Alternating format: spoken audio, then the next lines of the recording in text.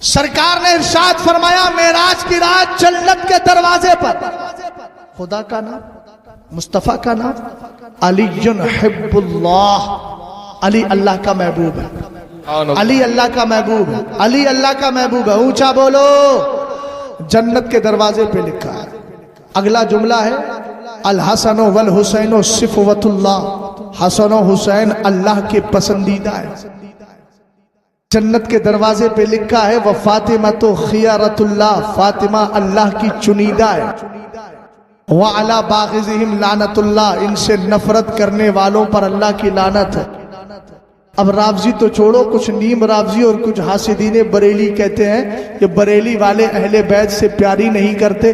ایک پگلا گیا ہے وہاں کا، ناگپور کا، کوئی جہانگیر اشرف ہے، بہت زیادہ پگلا گیا ہے، عالمگیر نہیں، وہ جہانگیر اشرف بہت پگلا گیا۔ اس کو دن و رات بس یہی کہ آج کا بریلی معیار حق نہیں۔ کل عرس نوری کی اگر لائیو تقریر سنی ہوگی تو میں نے جواب دیا تھا، میں نے کہا تھا الحمدللہ کل بھی بریلی معیار حق تھا، آج بھی ہے اور رہے گا، اس لیے کہ اے بریلی میرا باب جنت سے تو، یعنی جلوہ گئے اعلیٰ حضرت سے تو، بالیقین مرکز اہل سنت ہے تو، یہ تیری مرکزیت سلامت رہے۔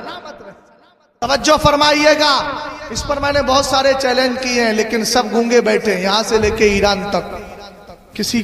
کسی کے اندر اتنا دم ہی نہیں ہے جو اس غلام کو جواب دے سکے۔ دے گا بھی کیسے؟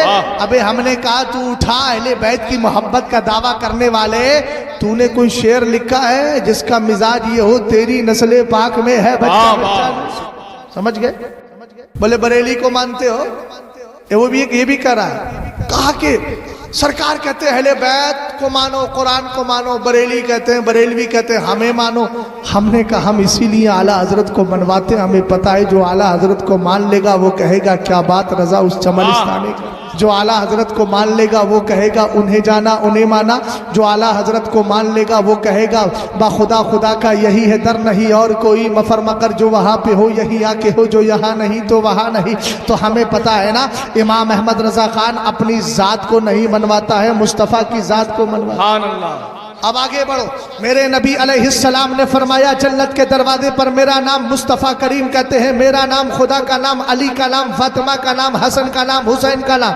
ہم نے کہا ہمیں پیاس لگ رہی تھی، راستے سے گزر رہے تھے، ہم نے دیکھا ایک گھر ہے، گھر کے دروازے پہ لکھا ہے رفیع منزل رفیع منزل۔ میں نے کہا یار مسلمان کا گھر ہے، داڑھی ٹوپی میں لگائے ہوئے ہوں، کسی اور کے پاس جاؤں کیا پتا کیا خیال ہو، لیکن یہاں رفیع لکھا ہے۔ تو گھر کے دروازے کو میں نے کھولا، اندر جانے لگا، جیسے ہی جانے لگا قاری شمشاد نے ہاتھ پکڑ لیا، مفتی صاحب غضب کر رہے ہو؟ میں نے کہا غضب کیا ہے، پیاس لگی ہے یار، گرمی کا موسم ہے، ڈگری 24 ڈگری 44 ڈگری ہو گیا ہے، کیا کروں؟ کہا نہیں نہیں آپ ایسے نہیں جا سکتے۔ میں نے کہا رفیع نام لکھا ہے اس لیے جا رہا ہوں، اللہ رب العزت ہمارے یو پی والوں کو بھی عقل سلیم عطا فرما دے اور ان کے اندر بھی صحیح مزاج پیدا ہو جائے۔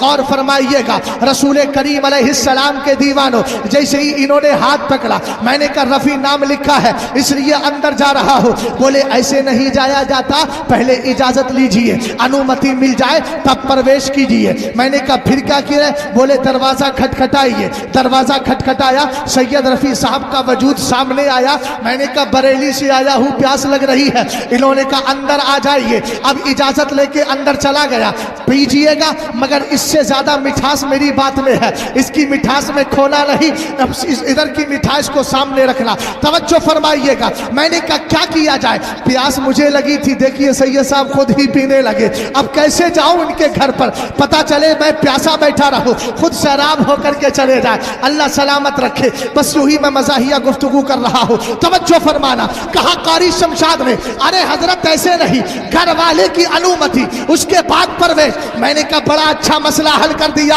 جب یہاں رفیع منزل لکھا ہو صرف پانی پینے کے لیے دروازہ کھٹکھٹا کے گھر والے کی اجازت چاہیے، تو جنت کے دروازے پر نام مصطفیٰ کا ہے، علی کا ہے، فاطمہ کا ہے، حسن کا ہے، حسین کا ہے، پنجتن پاک کا ہے۔ ہم نے کہا محبت اس لیے کرتے ہیں چونکہ ہمیں معلوم ہے جنت اسی کو ملے گی جن کو ان کی اجازت مل جائے۔